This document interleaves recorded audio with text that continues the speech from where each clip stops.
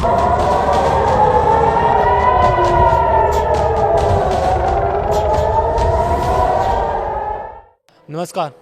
आप देख रहे हैं दुनिया दरबार।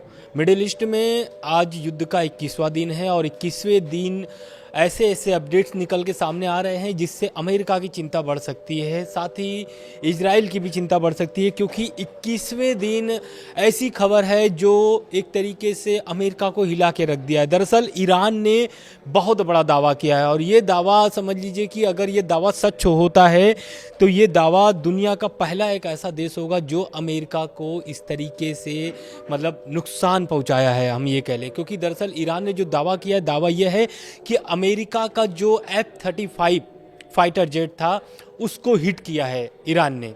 तो ये समझिए कि ये कितनी बड़ी खबर हो गई है, इसलिए क्योंकि F-35 जो है अमेरिका का सबसे ताकतवर लड़ाकू विमान है और ये लड़ाकू विमान पर हमला हुआ है ईरान की तरफ से और ईरान ने इस पर कई बड़े दावे भी किए हैं। IRGC ने फोटो भी जारी किए, फुटेज उसके जारी किए हैं कि इस पर हमले हुए हैं। तो आप समझिए कि F-35 पर हिट करना अमेरिका के लिए कितना बड़ा नुकसान हो सकता है, क्योंकि F-35 वो फाइटर जेट है जो अगर एक बार निकलता है तो भारी नुकसान पहुंचा करके, क्योंकि उसको रडार भी कैच नहीं कर पाता है, ऐसी खबरें हैं। लेकिन उसने अमेरिका ने, ईरान का जो दावा है वो दावा ये है कि ईरान का कहना है कि उसने अपने एयर डिफेंस सिस्टम का इस्तेमाल करके F-35 को सफलतापूर्वक हिट किया है और यह संभवतः पहली बार है जब ईरान ने जंग के दौरान अमेरिका के सबसे हाईटेक फाइटर जेट को निशाना बनाया है, हमला किया है। तो आप समझिए कि ये हमले से अमेरिका एक तरीके से पूरी तरीके से हिल चुका है। हालांकि इसमें और सारे अपडेट जो निकल के आए, ये निकल के आए कि इस पर हिट हुआ है, ज़रूर हमला हुआ है, लेकिन इसको इमरजेंसी लैंडिंग के तहत सफलतापूर्वक जो फाइटर के जो पायलट थे वो बच गए हैं, सफलतापूर्वक इसकी लैंडिंग हो चुकी है। लेकिन इस पर अमेरिका का क्या कहना है? अमेरिका ने दरअसल इस पर बयान दे दिया। अमेरिका का कहना है कि F-35 जेट पर हमला हुआ है। माना जा रहा है कि यह हमला ईरान की तरफ से ही किया गया है। हालांकि IRGC ने दावा कर दिया, IRGC ने साफ कर दिया कि F-35 पर जो हमला हुआ है वो IRGC ने ही किया है। साथ ही उन्होंने एक फुटेज भी जारी किया है, हालांकि इसकी पुष्टि नहीं हो पाई है। हालांकि इस हमले के बाद से जिस तरीके से तनाव बढ़ गए हैं, क्योंकि देखिए कल जैसे ईरान के जो साउथ पल्स गैस फील्ड था उस पर हमला हुआ, उस हमले के बाद ईरान ने जवाबी कार्रवाई की। जवाबी कार्रवाई में कुवैत, कतर, सऊदी अरब, दुबई, तो मतलब सभी जगहों पर लगातार हमले हुए हैं। यहाँ तक कि कुवैत के जो, कतर के जो रिफाइनरी है उस पर भी हमले हुए हैं और भारी नुकसान भी पहुंचा है। उस पर ट्रंप का भी बयान आ गया। ट्रंप ने साफ बोल दिया कि कतर पर अब कोई भी बड़ा कदम नहीं उठाए, कतर पर कोई भी बड़ा हमला नहीं करे ईरान।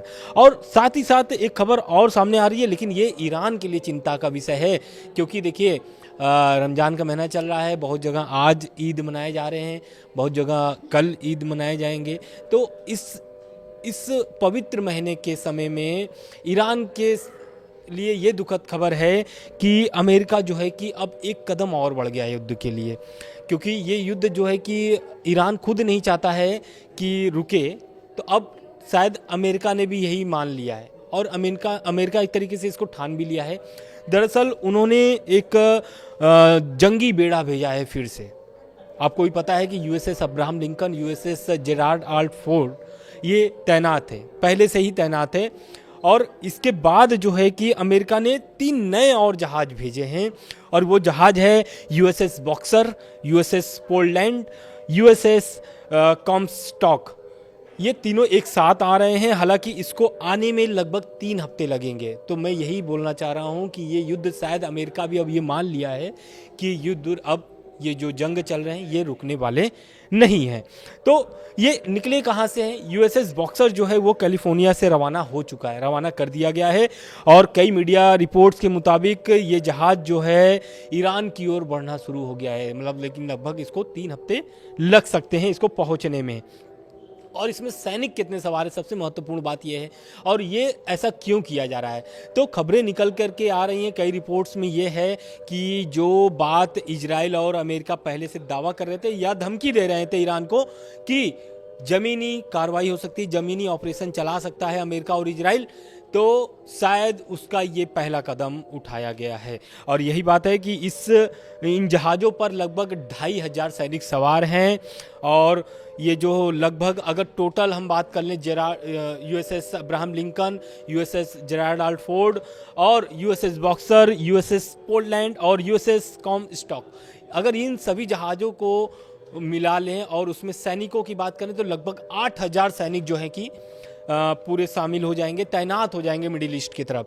तो ये तीनों जो जहाज बढ़ रहे हैं ईरान की ओर, तो ये समझिए कि ईरान अब इस पर क्या कर सकता है, ईरान क्या कदम उठा सकता है, क्योंकि यूएसएस अब्राहम लिंकन हो या फिर यूएसएस जेराल्ड आर फोर्ड, इन सभी पर एक बार हमला कर चुका है। यूएसएस अब्राहम लिंकन पर तो ईरान ने ड्रोन भी दागे थे, हालांकि उसको इंटरसेप्ट कर दिया गया था, अमेरिका की तरफ से गिरा दिया गया था, लेकिन उस पर भी निगरानी बनाया हुआ है ईरान। और जितने भी, अब देखिए ये 3 जहाज जो पहुंच रहे हैं, ऐसा नहीं है कि ईरान का कोई प्लान नहीं होगा। ईरान पहले से ही ये जो तैयारी चल रही है, जो 20 दिन हो चुका है, 21वां दिन है आज युद्ध का, इस युद्ध के लिए लगभग ईरान 20 से 25 साल पहले से ही तैयारी कर रहा था।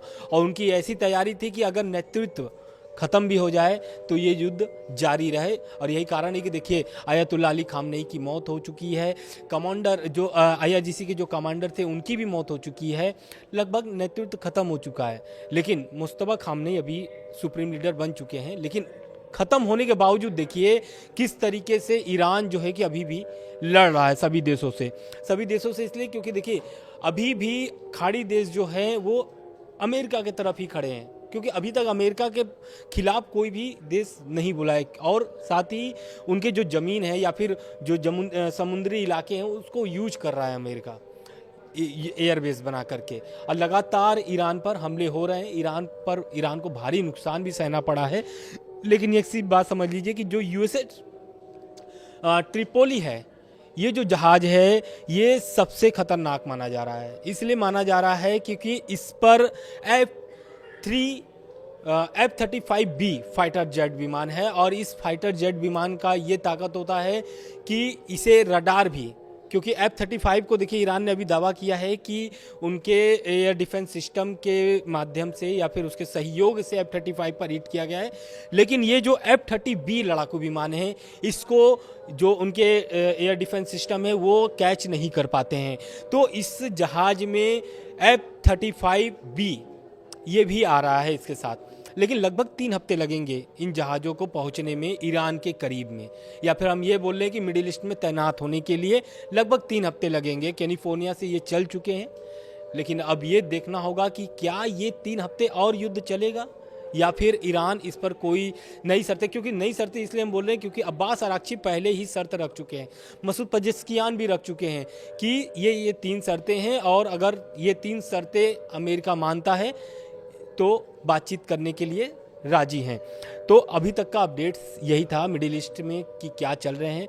लेकिन ईरान समझ लीजिए कि जो दावे कर रहे हैं या फिर जिस तरीके से हमले कर रहे हैं या फिर IRGC ने जिस तरीके से फुटेज जारी किया है F-35 का, ये बहुत चिंता का विषय है। अमेरिका के लिए काफ़ी महत्वपूर्ण ये खबर है, क्योंकि F-35 को हिट करना एक तरीके से ये हो जाता है कि अमेरिका को खोखला करने वाली बात हो जाएगी।